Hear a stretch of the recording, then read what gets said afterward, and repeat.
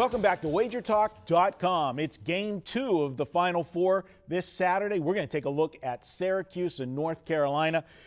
Guys, we all like Cinderella stories. And I don't know, can you really call Syracuse a Cinderella? I mean, it's a storied program, has had a lot of success, a great coach. But let's not forget, Selection Sunday, this was the buzz team all over Twitter, the talking heads. They weren't even supposed to be in the big dance. And here they are, not only in the big dance, they're in the Final Four. What do you guys, Brian, what do you make of this one? Yeah, they're all talking Tulsa and Syracuse. And Tulsa gave Michigan a pretty good game, but they got knocked out first. But, yeah, the Syracuse team just keeps coming at you. I'm watching that game and against Virginia. That was the ugliest first half of college basketball I think I've seen. It's like they never drew up plays. I thought I was watching the Rice-coached UNLV teams. You didn't watch the first half of Pitt, Wisconsin, or the first half of Wisconsin and Notre Dame? Those were pretty ugly, too. Really? They were worse. But Syracuse looked like they had no idea what they were doing offensively. They just had some good athletes out there, and for them to make that comeback, just I don't know anybody who was betting the live on that. But did you? Okay, we'll get your opinion on that. But it had to be so outrageous for Syracuse to come back in that game. Now you got a team that they played twice. North Carolina's had a pretty easy time with them. But Virginia had played them before too, so they knew about them too. But just the ability, both when they played Gonzaga and when they played Virginia, just to pressure that defense a little bit in the second half. And that's really what's happened. I'm pretty sure North Carolina will be expecting that this time. Yeah.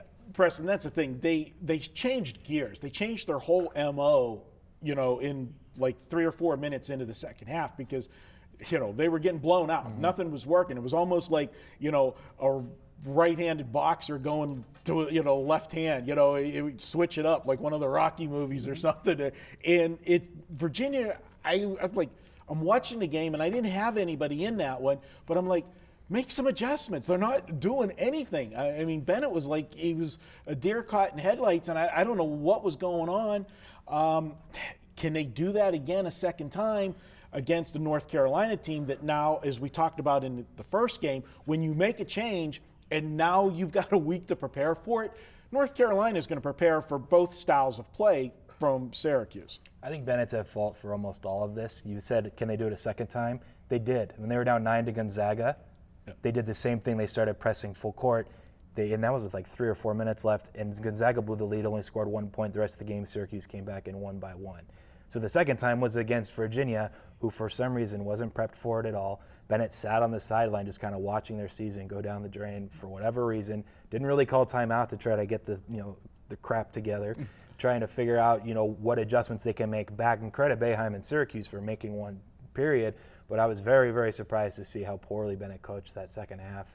And really the Virginia team wasn't ready for a press and to run with Syracuse. When Syracuse had just done it to Gonzaga to have this sweet comeback in 3 minutes down 9 2 days before. So that was really weird to me because Bennett's typically a great coach on top of stuff, and he completely botched that in my opinion. Going forward to North Carolina, I don't think North Carolina is going to necessarily be afraid of a press if Syracuse has to bring it on, and Syracuse will use it again if they need to, but I don't think they're going to have that, third time, and all of a sudden North Carolina doesn't know that Syracuse can press and eventually force turnovers. Ultimately, it's going to be interesting as far as the actual spread goes. I think, is it still around 9? Last I looked, it's at 9.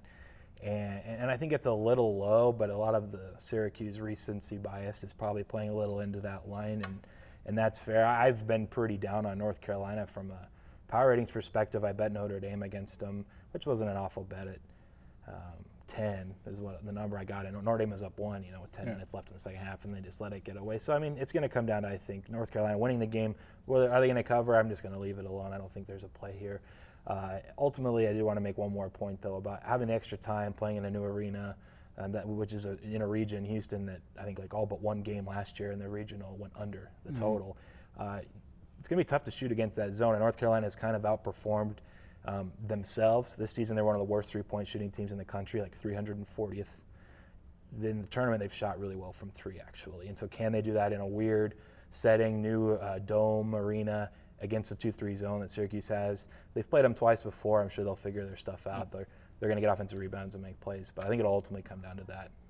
Wrapping up, I'm going to point 2 things out from last week's games. the one thing about Syracuse in the Virginia game, Syracuse is not as deep as North Carolina, player-wise. The starters last week, they played 7 players deep in the game, but the starters played 177 minutes of the possible 200. So, only 23 minutes of bench play in that game.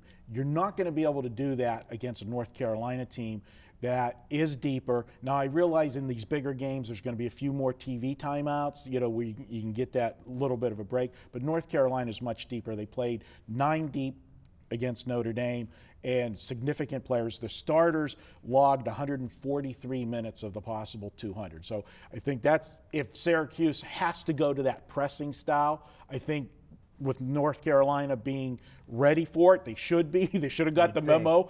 Yeah. And they'll be prepared, and they'll be fresher to be able to handle it, and that could wear Syracuse out. And the other point, if people look at the 2 previous meetings and say, well, Syracuse only lost by 11 the first meeting, and then they only lost by 5 in the second meeting at North Carolina.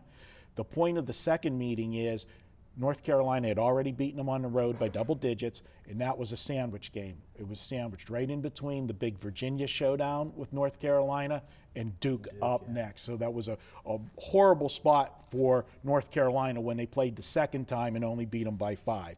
So just a couple things to point out there moving into this one. Think it's a great story with Syracuse. You always like to root for an underdog. And I'll tell you, when I was watching the North Carolina-Notre Dame game, it didn't matter who was going to win. It was going to be another ACC team in the Final Four. But old school me was kind of pulling for Notre Dame, because we would have had the ACC teams in there, but we would have had 3 teams from the old Big East, which I've always said, I always loved the old Big East. We would have had Villanova, Syracuse, and Notre Dame. Would have been kind of cool. All right, guys, good stuff on this one. And as we said in the last video, you want to find out who we're on officially in these games, head over to WagerTalk.com this weekend. Check out coupon code Final Four. You'll save $10. If you want to use it on a single game package, you can, or use it on one of those weekend all access packages. Take $10 off, pick your favorite capper, and enjoy the plays. And guys, enjoy the Final Four games this week. We'll be back with more.